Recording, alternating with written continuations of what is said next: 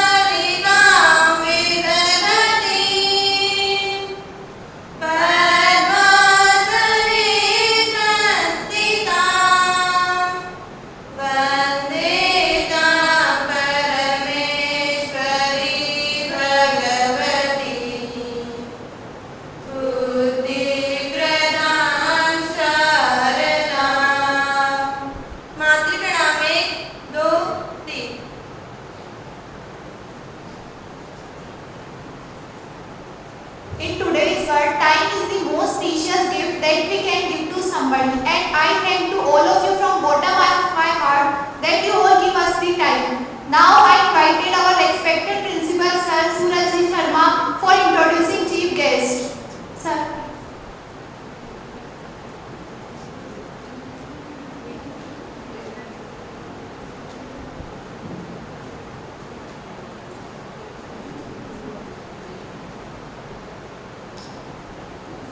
आप सभी का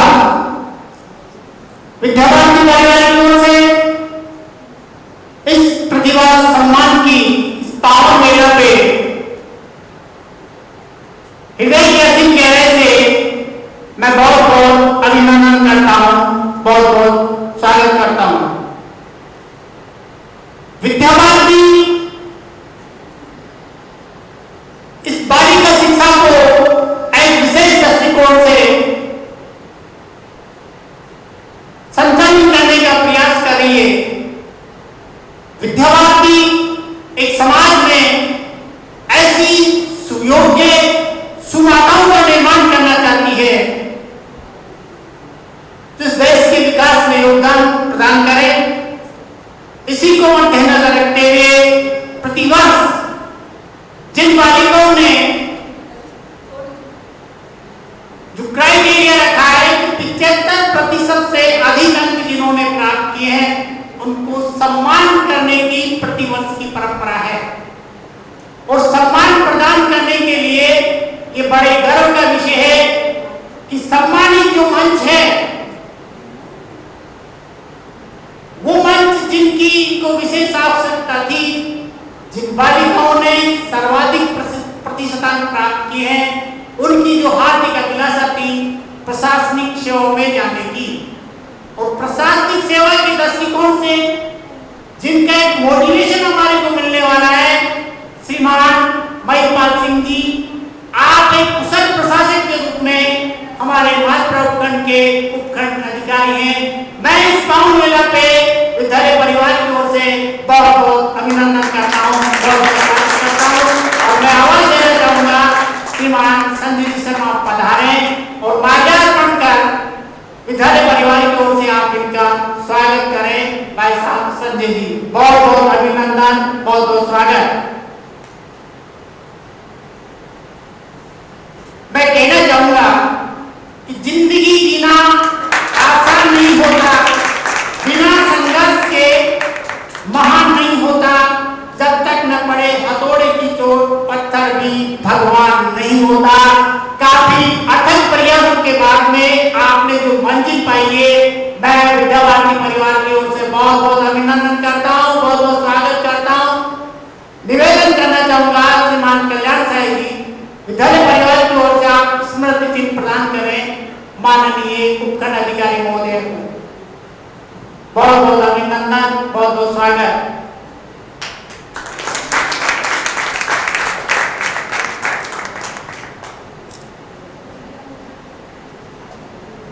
एक महिला सशक्तिकरण की मिसाल, एक बालिकाओं के लिए प्रेरणा स्रोत, एक महिलाओं को राजनीति के क्षेत्र में भी आगे आना चाहिए। कहा भी है कि नारी कल भी भारी थी, आज भी भारी है, पुरुष कल भी आभारी रहेगा। तो इस महिला सशक्तिकरण के रूप में हमारे मध्य में विराजमान है हमारे मालपुरा की प्रथम नागरिक श्रीमती सोनिया जी सोनी। आपका भी मैं विद्यालय परिवार की ओर से बहुत बहुत अभिनंदन करता हूँ, बहुत बहुत स्वागत करता हूँ। विद्यालय के अध्यक्ष महोदया श्रीमती सुनीता जी जैन से मैं निवेदन करता हूँ कि आप विद्यालय परिवार की ओर से आपका अभिनंदन करें, स्वागत करें।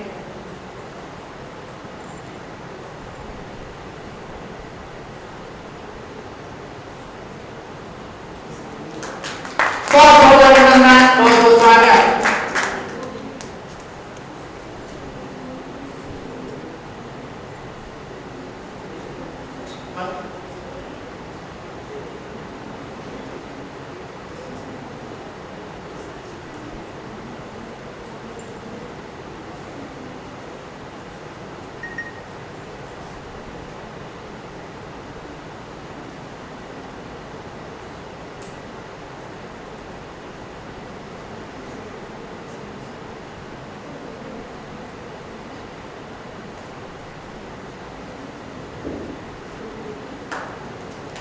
बहुत बहुत अभिनंदन, बहुत बहुत स्वागत।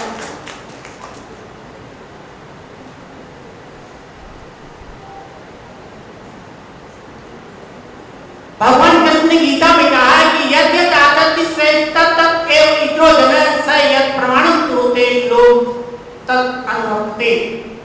श्रेष्ठ व्यक्ति जो जो आचरण करते हैं, समस्त जन समुदाय उन्हीं का अनुसरण करते, शिक्षाविद के रूप में, श्रेष्ठ शिक्षक रूप में, श्रेष्ठ प्रशासक रूप में, एक श्रेष्ठ शिक्षा अधिकारी रूप में हमारे मध्य में मोटिवेशन के लिए, आशीर्वचन के लिए विराजमान है श्रीमान गिरिराज प्रसाद जी गुप्ता। आपका मैं विद्या भारती परिवार से बहुत बहुत अभिनंदन करता हूँ, बहुत बहुत स्वागत करता हूँ। मैं निवेदन करना चाहूंगा श्री सत्यनारायण जी स्वामी, आप पधारे। हमारे ब्लॉक शिक्षा अधिकारी का विद्यालय परिवार की ओर से बहुत बहुत अभिनंदन, बहुत बहुत स्वागत।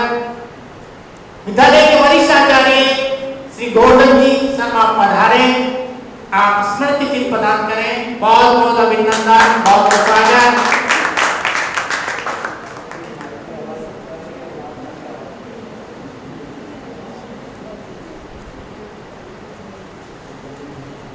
बहुत बहुत अभिनंदन।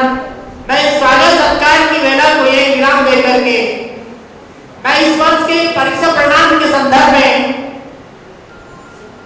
एक बार सभी अभिभावकों को भैया बहनों को निवेदन करना चाहूंगा कि कक्षा 12 में इस बार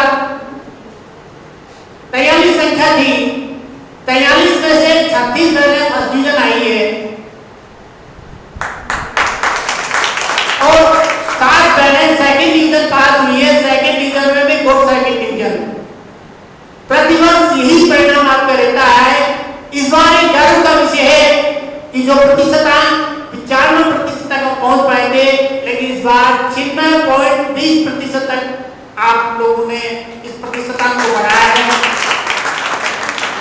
इसी प्रकार से कक्षा 10 में 42 बालिकाएं थी, 42 में से 36 बहनें फर्स्ट डिवीजन आई है और 6 बहनें सेकंड डिवीजन आई है। 92.33% अंक पे सर्वोच्च पाई रही है और गार्गी पुरस्कार के दृष्टिकोण से इस विद्यालय की कक्षा 10 और 12 की बहनें लगभग 40 बहनों को गार्गी पुरस्कार मिलने वाला है। एक बालिका को जिले में सर्वोच्च स्थान मिलता है, उसको इंदिरा प्रियदर्शनी अवार्ड मिलने वाला है। 1 लाख रुपए उसको मिल जाएगी। तो यह यहाँ के शिल्पियों की मेहनत, यहाँ के शिल्पियों का मार्गदर्शन, यहाँ की समिति का मार्गदर्शन, सभी को मैं इस पावन अवसर पे हृदय के गहराई से बहुत बहुत अभिनंदन करता हूँ, बहुत बहुत स्वागत करता हूँ। आगे की कार्यक्रम की रूपरेखा के लिए मंच पुनः से भाई अवंतिका सभा को सौंपता हूँ।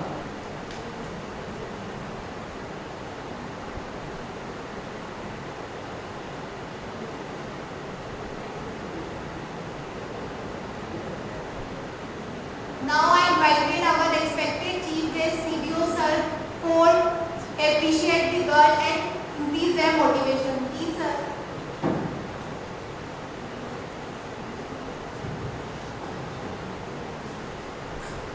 आदरणीय एडीएम सर, चेयरमैन मैडम, यहाँ के प्रिंसिपल मैडम, संचालक महोदय, सभी गुरुजन साथियों, प्यारे बच्चों, बड़ा हर्ष का विषय है कि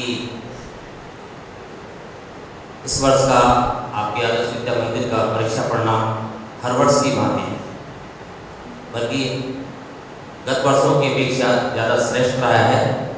तो ये सभी के लिए प्रसन्नता की बात है और गुरुजनों का, यहाँ का विद्यार्थियों का परिश्रम का परिणाम है।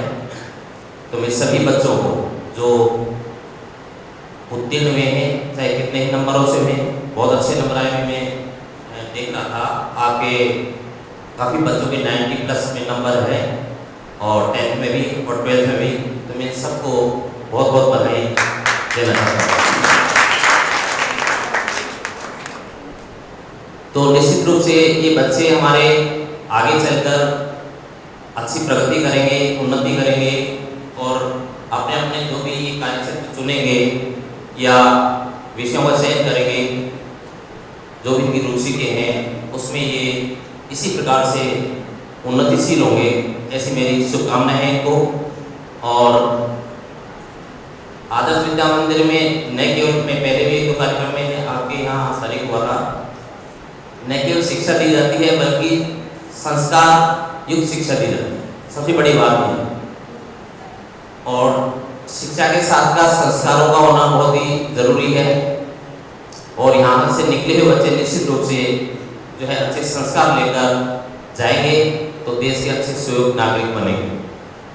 तो मेरी यहाँ के जो बच्चों के अभिभावक हैं, निश्चित रूप से वो भी बधाई के पात्र है कि उन्होंने उनको घर पर भी अच्छा माहौल दिया, अवसर दिया।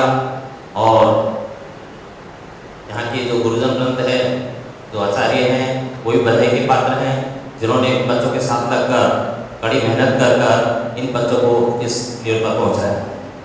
तो मैं सभी को बहुत बहुत शुभकामनाएं देना चाहता हूँ और आशा करता हूँ कि भविष्य में बच्चे का बच्चा अपना उज्जवल भविष्य बनाएंगे। और जो है मैं आभारी हूँ संस्था का जो मुझे इस अवसर पर आने का मौका दिया। धन्यवाद।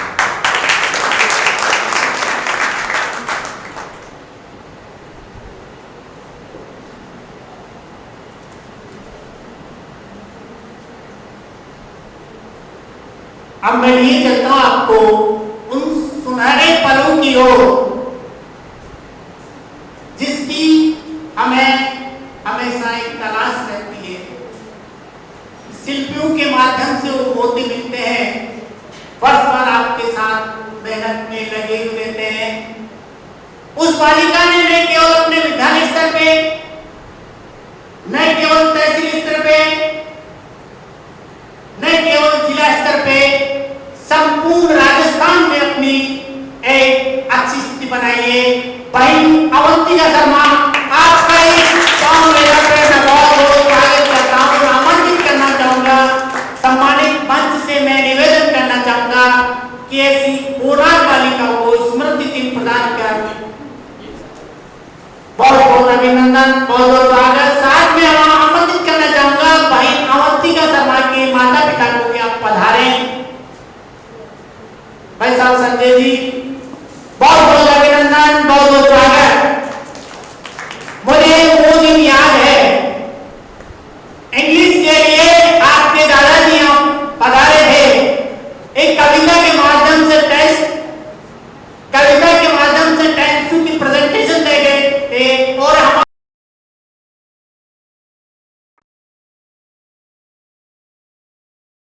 अभिनंदन, बहुत बहुत स्वागत।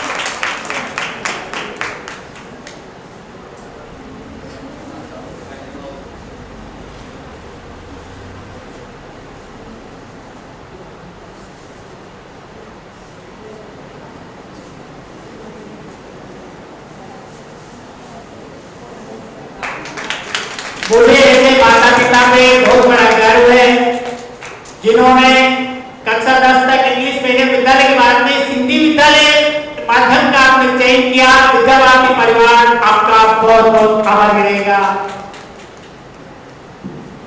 मैं पुरस्कार की श्रृंखला को गति देता हुआ मैं आमंत्रित करना चाहूंगा जिस भाई ने इसी क्लास में दूसरा स्थान प्राप्त, शिवानी स्वामी, आपने 94.20% प्राप्त करके अपनी कक्षा में द्वितीय स्थान प्राप्त किया। बहुत बहुत अभिनंदन, बहुत बहुत स्वागत। मैं मंच से निवेदन करना चाहूंगा, साथ में आमंत्रित करना चाहूंगा भाई साहब सत्यनारायण जी, आप पधारे। सत्यनारायण जी साहब,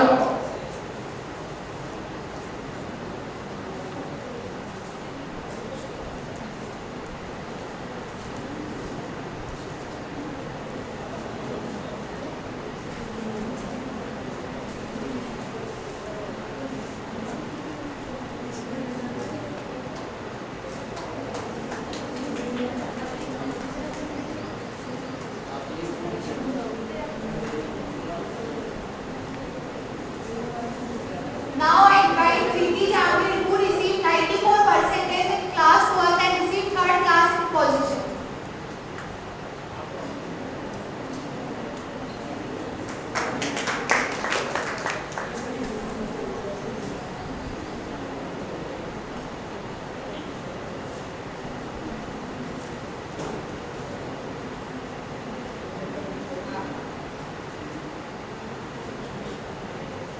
Fourth rank Anjali Vijay who received 91.40%.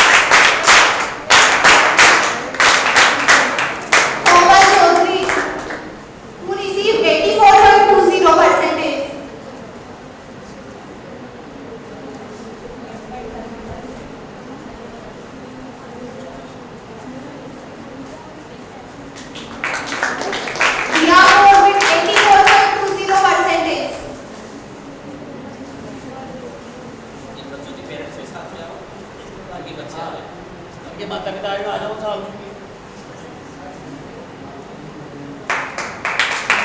Kiran Saini with 83.40%.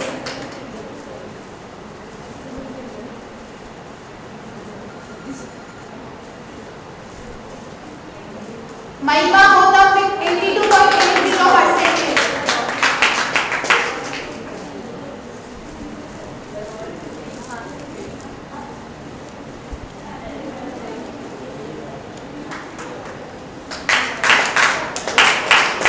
Ashish Sharma with 80.80%.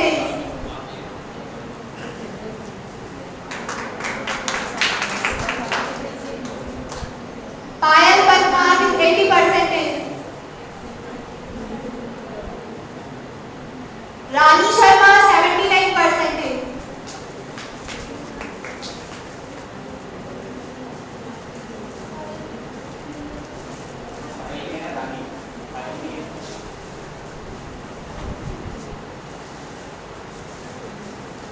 Shivani Khatti 77%.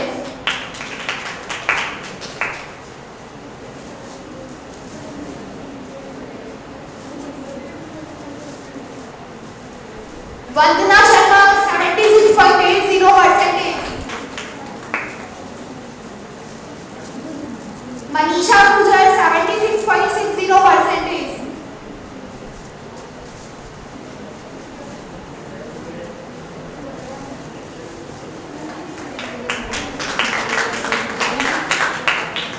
Diya Jangir 75.20%.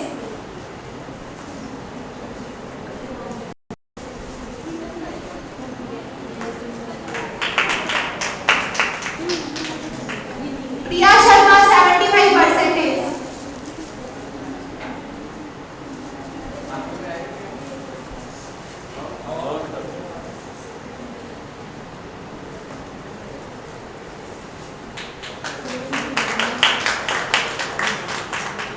Sanju Ajmera 75%.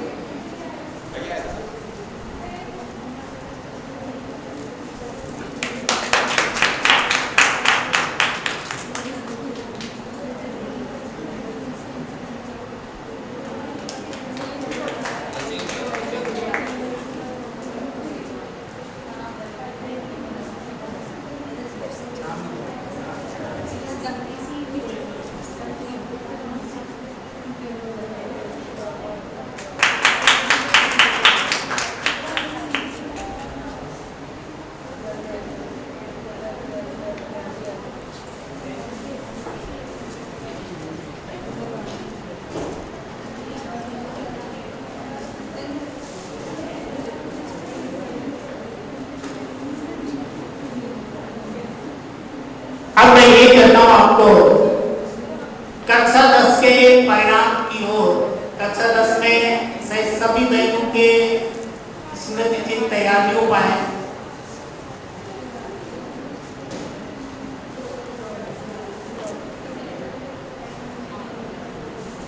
उसमें से केवल 2 महीनों को भी देंगे 5 सेकंड को, बाकी आपका कार्यक्रम अलग से रहेगा। मैं या जिनके आगे होंगे उनको दिला आमंत्रित करना चाहूंगा। कक्षा 10 में जिस बहन ने प्रथम स्थान प्राप्त किया है वही पलक साहू 92.33, आप पधारे, बहुत बहुत अभिनंदन, बहुत बहुत स्वागत। और बहन की जो हाथ की इच्छा है, एक पुलिस अधिकारी IPS अधिकारी बनने की इच्छा है, रिजल्ट आते आपने डिक्लेयर कर दिया, देश की रक्षा करने का दायित्व उन्होंने लिया है, बहुत बहुत अभिनंदन, बहुत बहुत स्वागत।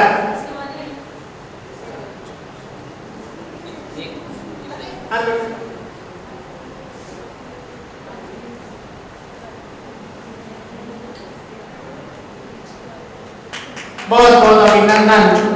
दूसरा स्थान प्राप्त किया है भाई कौन चौधरी 89.33, और साथ में प्रतिशत बनाने में जिनका योगदान रहा था, मैं आमंत्रित करना चाहूंगा श्रीमान रामलाल जी चौधरी। आपके दादाजी हैं रामलाल जी चौधरी, आप भी पधारे। भाई को आगे बढ़ाने में वर्ष में हालांकि बाहर रहते हैं, लेकिन बार बार आकर के इसकी प्रतिष्ठान के बारे में पूछना, मोटिवेशन करना, बहुत बहुत अभिनंदन, बहुत बहुत स्वागत।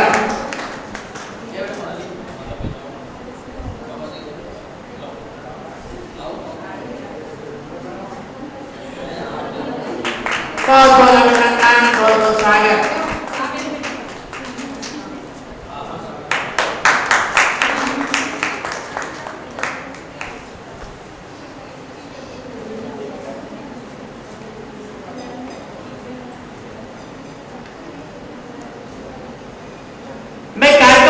देता हुआ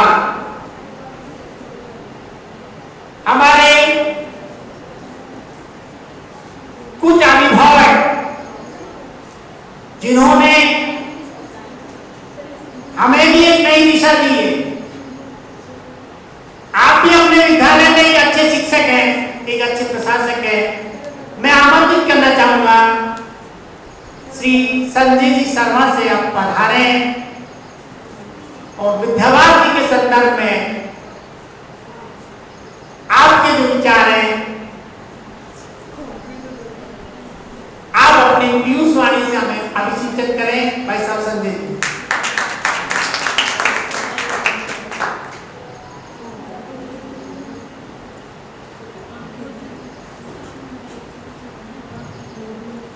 आज के इस प्रतिभा सम्मान समारोह में पधारे रेस्पेक्ट SDM सर और नगर पालिका की चेयरपर्सन श्रीमती सोनिया जी, हमारे ब्लॉक के शिक्षा अधिकारी जी श्री गुप्ता जी और इस आदर्श विद्या मंदिर की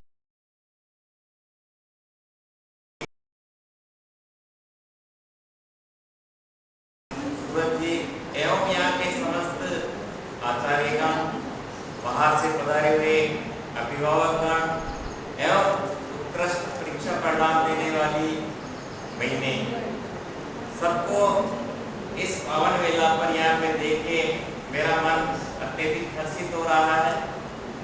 मैं तो एक अभिभावक के तौर पे ये बताना चाहूँगा कि आज का जो ये भौतिकवादी युग है, इसमें प्रतियोगिता या कंपटीशन की बच्चों पे इतना ज्यादा है, उसमें उसके बीच से एक नैतिक शिक्षा और बालिकाओं को जीवन जीने की कला की शिक्षा, वो आज के इस युग में आदर्श विद्या मंदिर और शिक्षा भारती की दे सकती। मैंने प्रैक्टिकल रूप से देखा है कि जो कंपटीशन वाले या बच्चों में जो प्रतियोगिता है और उसके अंतर्गत बच्चे बहुत दबाव में रहते हैं, उसके प्रतिकूल जो बच्चों के परीक्षा परिणाम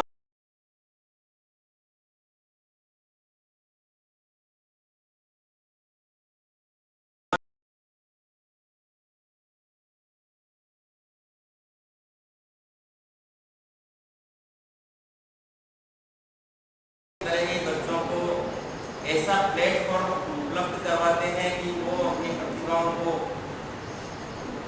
ज़्यादा से ज़्यादा यहाँ पे आगे बढ़ा सकें। इस अवसर पर मैं यही कहना चाहूँगा कि हमें बच्चों का मानसिक, शारीरिक और आध्यात्मिक विकास करना है, तो हमें ऐसी संस्थाओं से बच्चों को जरूर जोड़े रखना चाहिए और आने वाले समय में ये विद्यालय और उन्नति करता जाएगा। यहाँ पे जो वो जो विषय अगर हम देखें तो अधिकतर बालिकाओं के पास अंग्रेजी साहित्य है। यहाँ पे सभी शिक्षाविद बैठे हुए हैं, उनको सब जानते हैं कि अंग्रेजी साहित्य इतना सामान्य विषय नहीं है, उसमें पढ़ते हुए बच्चे इतने अच्छे अंक लाए हैं, तो उनको मैं उज्जवल भविष्य की कामनाएं करता हूँ और वो जीवन में आगे बढ़े।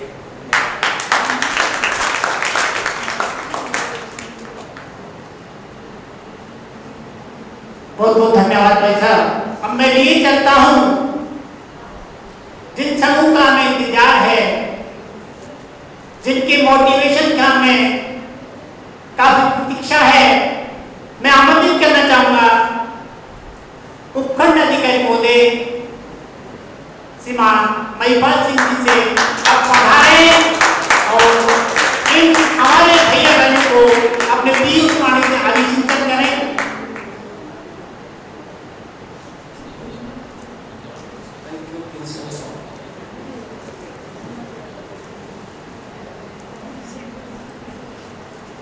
सबसे पहले मैं आप सब बच्चों को कॉन्ग्रेचुलेशन करना चाहूँगा कि आपने आपके मंच पे अध्यक्ष महोदया बैठी हैं और प्रिंसिपल साहब बैठे हैं, मिडिल में आपके टीचर्स और आपके पेरेंट्स बैठे हैं, इनका मान बढ़ा।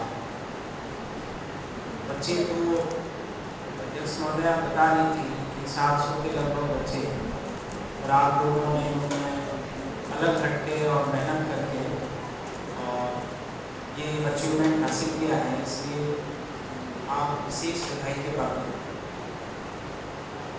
आपके सामने प्रिंसिपल साहब भी बैठे हैं, अध्यक्ष महोदया भी बैठे हैं, चेयरपर्सन नगर पालिका की सोनिया जी हैं वो भी बैठे हैं, सीडीओ साहब भी, आपके टीचर्स भी, सबके अपने अपने रोल मॉडल, कोई कुछ बनना चाहता है, कोई कुछ नहीं। पर आपका जीवन में उद्देश्य क्या है, ये आपका फिक्स होना चाहिए। अभी मैं कुछ सीडीओ साहब स्कूलों में कुछ कार्यक्रम करते हैं, उनमें भी मैं 1-2 में गया था। मुझे अभी ज़्यादा दिन तो आपके कस्बे में आए नहीं हुआ, पर 1-2 कार्यक्रम में गया था, तो मैं बात करता हूँ वहाँ। तो इम्पोर्टेंट आपके नंबर इम्पोर्टेंट नहीं है, ये है एक घटक, लेकिन इससे इम्पोर्टेंट है कि आपको करना क्या है, जीवन में क्या करना। देखो, पहला तो है कि जीवन एक ही, इस जीवन के अलावा कोई पुनर्जन्म और बातें कहते हैं, मुझे तो अभी तक पिछले जन्म की याद आई नहीं। आप में से किसी को आई है?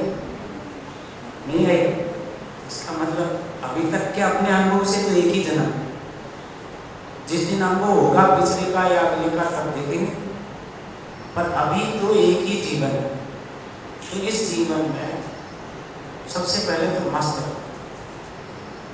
मस्त रहने का मतलब ये नहीं है कि मस्त रहो, मस्त रहना और मस्त रहने में अंतर है।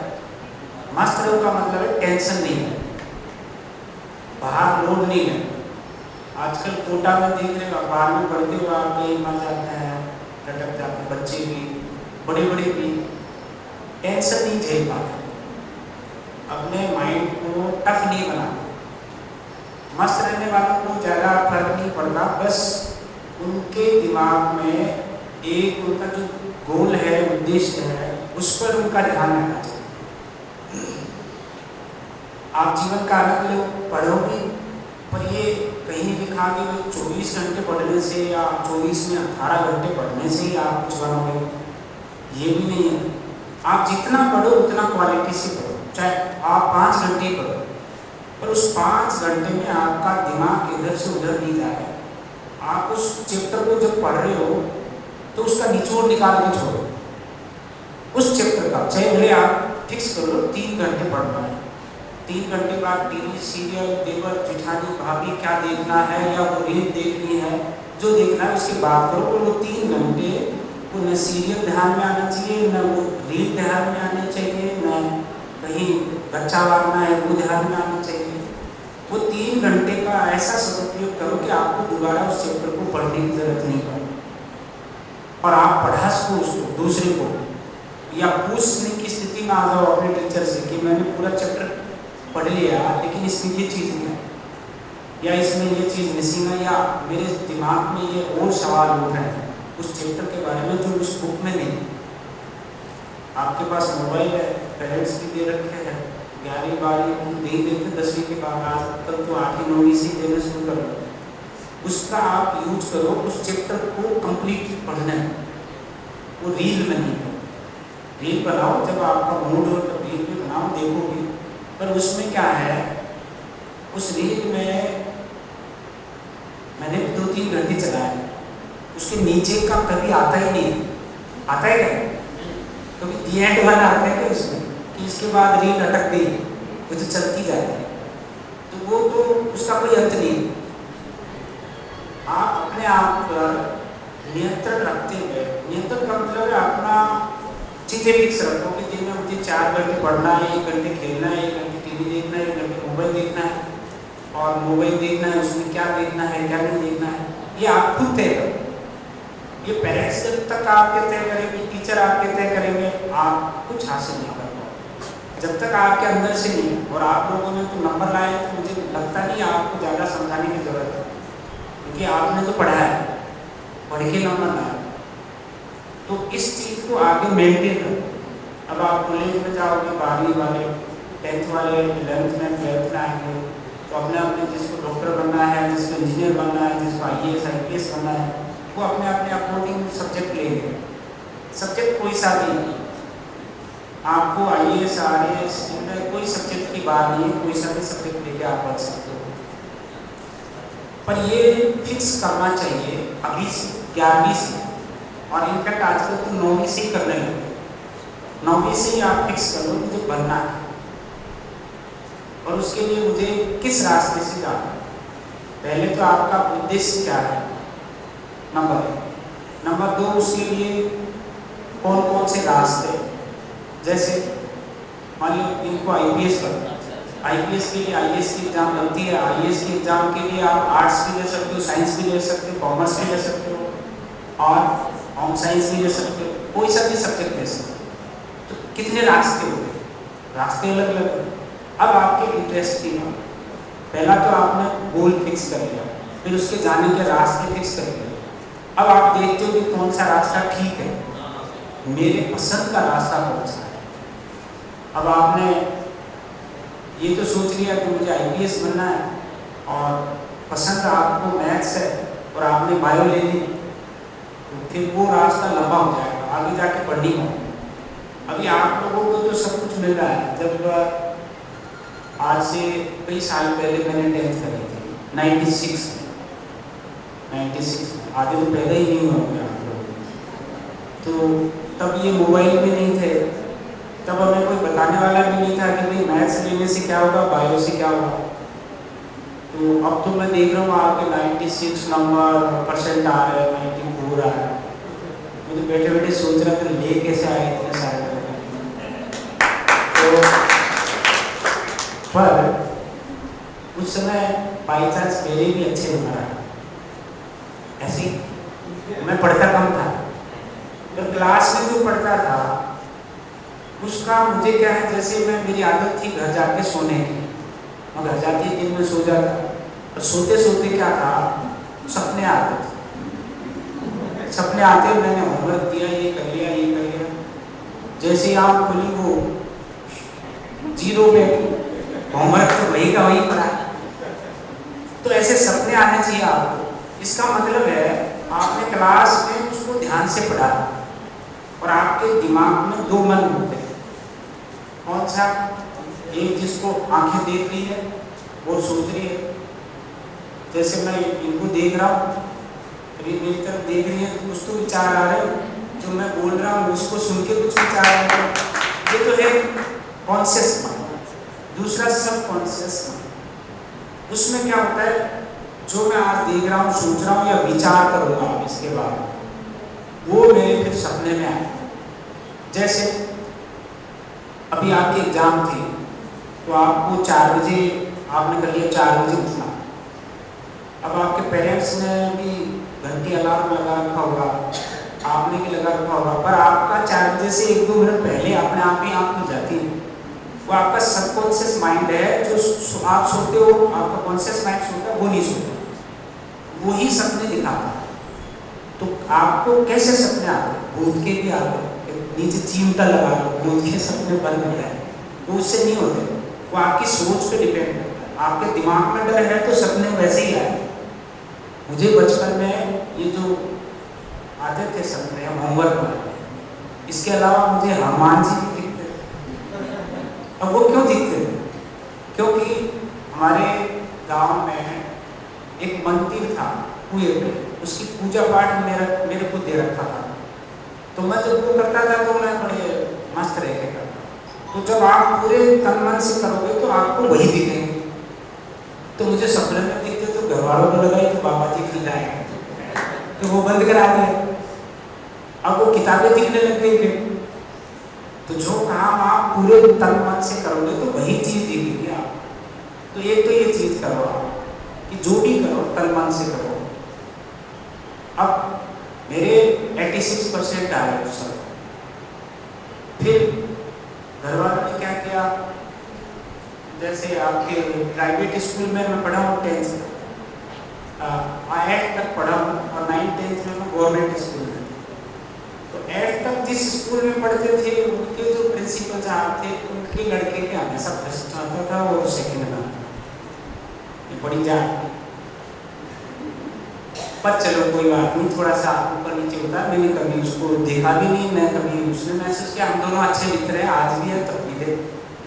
फिर 9th-10th में मेरे उसके ज़्यादा आगे, मेरे ज़्यादा आगे, उसकी सेकंड पोजीशन आ गई, तो भी कोई फर्क नहीं पड़ा। पर गड़बड़ आगे हुई। आगे क्या हुई, प्रिंसिपल साहब तो थे पढ़े लिखे, हमारे पिताजी तो किसान थे, तो प्रिंसिपल साहब ने उनको झुंझुनू में बगड़ जगह है, बगड़, वहाँ पर बड़ी बड़ी स्कूल है, पिरामल और PL, बहुत पुराने ज़माने की स्कूल है, उनसे पढ़े हुए IAS IPS बहुत बड़े बड़े आदमी, वहाँ पर एडमिशन दिलाया। तो उनको दिलाई बायोलॉजी। वो आज डॉक्टर है, बच्चों के बहुत बड़े डॉक्टर। मेरे को भी घर वालों ने देखा कि वो देख तेरे से पहले ज़्यादा कमाल आता है, तेरे को बायोलॉजी दिलाते हैं। मेरे को लेनी थी मैथ्स। मुझे ये आपके उधर कौन सा हाँ टिंकरिंग, खोलने जोड़ने वाला, ये बड़ा शौक था। मैं ये चीज़ें देख रहा था आपकी, ये मेरी हॉबी भी थी पहले। मैं घर में बैठे बैठे ये चीज़ें बनाता रहता था, खराब चीज़ों की, तो उससे पॉजिटिव माइंड आता है कि आपका हॉबी होनी चाहिए, आपका कोई शौक होना चाहिए। तो मेरे कजिन सिस्टर्स थी, तो मैं कभी कभी उनके मेहंदी बना दिया करता था।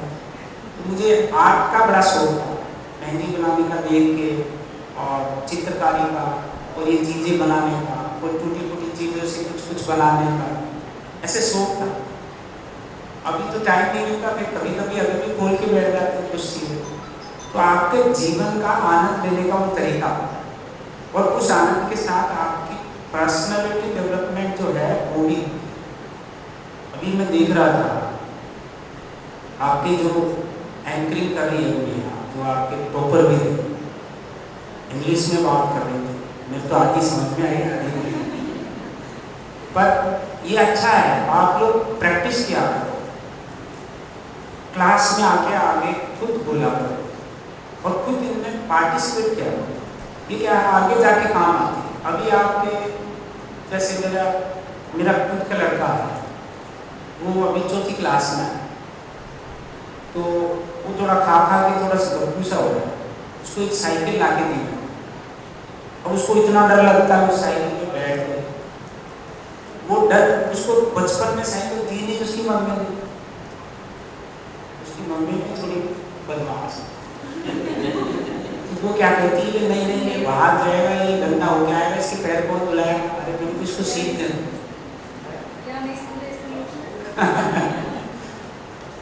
नहीं, उनका अपना लॉजिक है कि नहीं साफ सफाई कौन करे, बाहर से गंदगी करके लाएगा, मैंने इसको सीखना। अब उसके डर बढ़ गया, साइकिल चलाना। मैंने कहा देख लो, पहले नहीं सीखने दिया, आप इसको बहुत जोर आएगा सिखाना। तो आपको जो डर बढ़ जाता है ना, उसको तोड़ने में बहुत जोर आता है। अब ये बच्ची अभी यहाँ आके बोल रही है, अभी इसका डर नहीं जाता। आप लोगों को भी आके बोलना चाहिए। मेरा डर कब नहीं था, मैं जब 12th में था तब तक मेरी स्थिति ये थी कि जैसे मैं ऐसे नीचे करके रहता, लड़कियों की तरह आंखें नीचे। कोई आता मैं ऐसे पूछता, हाँ जी ठीक है, बहुत बढ़िया चल रही है, ठीक है। उसकी शक्ल तक नहीं देखता कौन मुझसे पूछ रहा है। और लड़कियों से तो मैं बहुत ही ज़्यादा ऐसे, लड़कियों से मैं बहुत शर्माता था। फिर निका ये तो गड़बड़ है, अपन तो गांव के हैं तो वो शर्म तो रहती है, फिर इसको कैसे करूँ? तो मैंने पहले बायोलॉजी ली, बायोलॉजी में डॉक्टर में फेल हो गए, डॉक्टर तो बन नहीं पाए।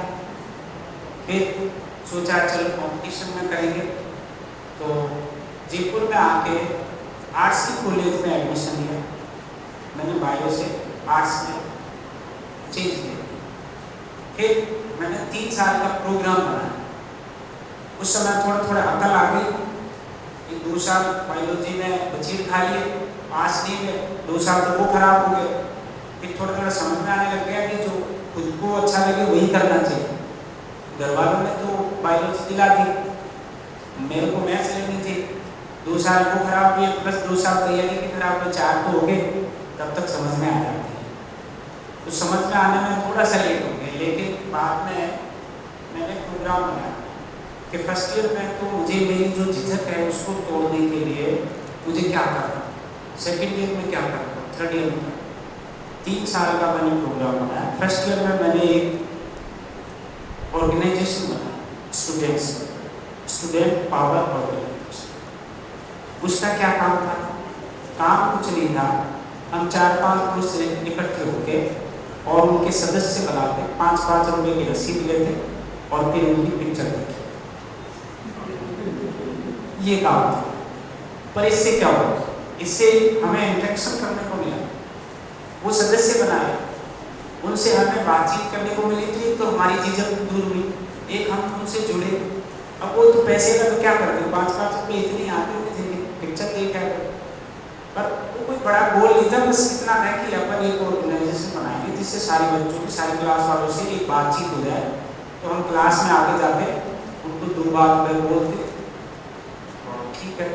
सेकेंड ईयर में मेरा था कि प्रेसिडेंट का चुनाव लड़िए।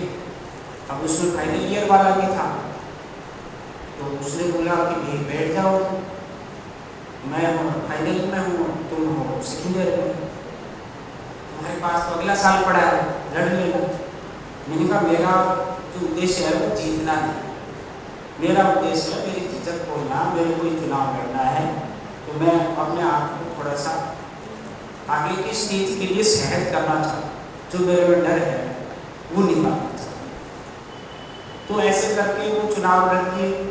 जब आपका जीतने का मोटिव नहीं होता है और आप बस वैसे लड़ रहे होते तो हारना तो तय है, हार गए। हारने के तुरंत बाद में थर्ड ईयर का जो मेरा प्रोग्राम था कि कोचिंग करना है, मैंने दूसरी दिन सेकेंड ईयर में ही ज्वाइन कर दिया। और थर्ड ईयर में पढ़ते पढ़ते RS की एग्ज़ाम आई, उसमें 4 महीने मिले, पर मैं पास हो गया। प्री में पास हुआ, फिर मेंस आई। और RS थोड़ी सी क्या है, टाइम ज़्यादा लेती है। IAS में तो हर साल होता है, उस समय IAS का तो सोचा नहीं, हमने RS का ही सोचा था। तो वो 3 साल ले लेती है एक ही एग्जाम। तो 2003 में मैं फाइनल ईयर में था। फिर मैंने आज से 20 साल फिर मैंने फाइनल ईयर के अंदर ही उसका प्री पास किया, मेंस किया। फिर इंटरव्यू तक आ जाते 2005 आ गया, 2 साल उसी में लगे और कहीं कुछ नहीं देखा, बस उसी में लगे। इंटरव्यू दे गया, अब फिर वहाँ मुश्किल आई। वहाँ क्या था, पहले सब्जेक्ट लेते तो उसमें पुराने लोग आते थे। मैं तो ग्रेजुएशन के फाइनल ईयर में था, फ्रेश एकदम पहला था। वहाँ 4 बार RS दी, एक RS 3 साल है तो 4 बार दी तो 12 साल बड़े कोई मेरे से मांग रहे। किसी की तो यहाँ से बाल उगे, किसी के सफेद बाल, कोई उनका से चश्मा लगा है। मैं कहा गए यार, ये तो सब नंबर तो ये देखेंगे। फिर वहाँ बैठे मैंने अपने मन को तसल्ली दी। कैसे? जैसे आप दे कि 86 उस समय आए थे, अब आपके 4 में आ गए। मैंने नहीं सोचा यार ये अगर बनते तो पहले ही बताते, नहीं उंगलियां उड़ा के और सफेद बाल करके आज तक घूम रहे हैं, तो इसका मतलब इनका दम नहीं। ये अपने आप को अंदर से अपना बात करके कॉन्फिडेंस लाओ। तो जब भी आपका कोई कॉन्फिडेंस डाउन हो तो ऐसी चीज़ें अपने आप को ऊंचा रखो।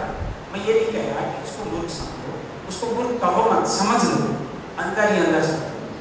जैसे अगर आप सामने आते हो, आपको बोलना है तो सामने वाले को मूर्ख समझ लो, उनको जताओ मत। वो होते भी नहीं है, वो तो एक अपना कॉन्फिडेंस बढ़ाने के लिए होता है कि सामने वाले मेरे से कम जानते। अगर आपको ये आ गया कि सामने वाले से मेरे से ज़्यादा जानते हैं तो आप बोल नहीं पाओगे। क्या बोलोगे? वो तो पहले ही ज़्यादा जानते हैं। तो कहने का मतलब है आपको अपने अंदर की चीज़ें खुद को मैनेज करना। आपके अंदर की चीज़, आपके जीवन की चीज़, आपको कहाँ जाना है, कहाँ नहीं जाना है। अच्छा, मेरी बड़ी बेटी है जो 6th में आई है और लगता है तो आजकल लोग सिखाते ही हैं। मैं अभी गांव गया था तो मैं उससे बात कर रहा, मैं बात करता हूँ सीधी बात। तो माता पिता को भी ध्यान रखना चाहिए कि आपके बच्चे किधर जा रहे हैं। मैं उससे पूछता हूँ गुड टच बैड टच के बारे में पूछता हूँ। मैंने कहा क्या होता है, उनको बताता हूँ कि भाई बैड टच ये होता है, गुड टच ये होता है। प्राइवेट पार्ट को कोई टच करे तो ये बैड टच है, जब भी बेटा कोई करे तो जरूर करें। और आपको इन चीज़ों पर ध्यान रखें कि कोई आपको कैसे ट्रीट करता है तो वो आदमी कैसा है, कोई ऐसे ट्रीट करता है तो वो कैसा है। वो 6ठी क्लास में, लेकिन मैं उसको समझाता हूँ और उसकी मम्मी से छुप के समझाता, क्योंकि उसकी मम्मी डांट देती कि अभी छोटी सी इसको क्या समझा रहे। लेकिन ये चीज़ें जीवन भर काम आती। आप लोग भी, पेरेंट्स भी ये चीज़ें आप लोग बताया करो, क्योंकि हम क्या है बताते नहीं संकोच से।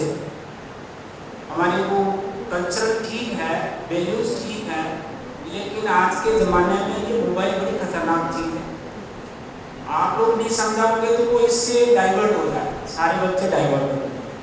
तो मैं उनके ये भी ध्यान रखता हूँ क्या देखते हैं क्या नहीं देखते। कई बार बैड कंटेंट आ जाते हैं तो समझाते भी हैं। तो आप लोगों को भी कंटिन्यू ध्यान देना चाहिए। आप लोगों को तो खुद पे कंट्रोल करते हैं।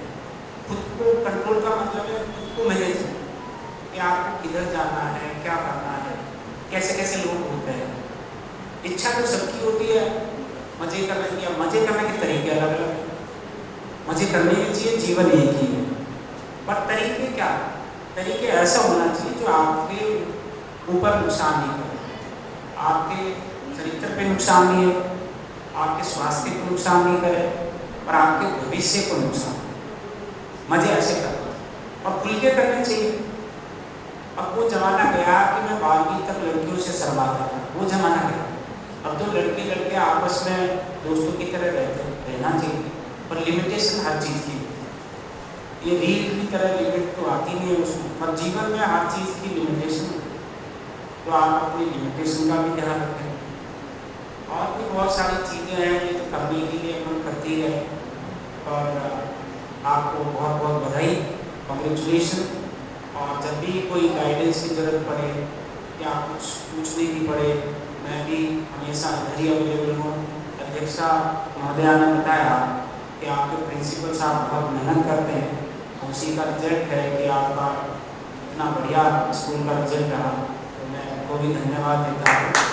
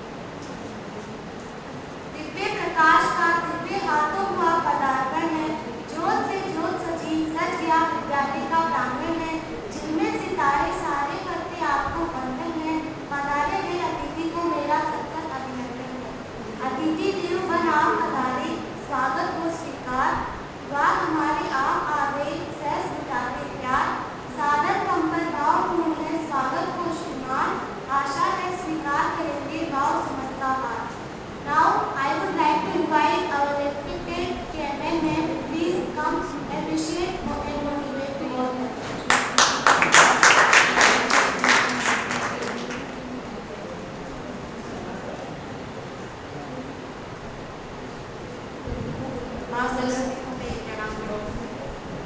सम्मानित मंच, हमारे भी अतिथिगण, गुरुजी और उत्कृष्ट परिणाम लाएगी बालिकाएं और बेटियों। माध्यमिक शिक्षा बोर्ड द्वारा आयोजित परीक्षा 2023 में आप सभी ने अच्छा प्रदर्शन किया, जिसके लिए मैं आप सबका बहुत बहुत धन्यवाद करती हूँ और मैं आपके उज्जवल भविष्य की कामना भी करती हूँ और आशा करती हूँ कि आगे भी आप उच्च पदों पर आसीन होकर अपने गांव का और अपने क्षेत्र का पूरा ईमानदारी और निष्ठा से कार्य करके क्षेत्र का नाम रोशन करें। और आप सबने मुझे बुलाया, मान सम्मान दिया, उसके लिए बहुत बहुत धन्यवाद। इतने अच्छे भव्य आयोजन के लिए आप सबका मैं धन्यवाद करना चाहती हूँ और विद्या परिवार का भी हृदय से बहुत बहुत धन्यवाद करना चाहती हूँ। आप सबने मुझे बुलाया, मान सम्मान दिया, उसके लिए बहुत बहुत धन्यवाद। जय हिंद, जय भारत।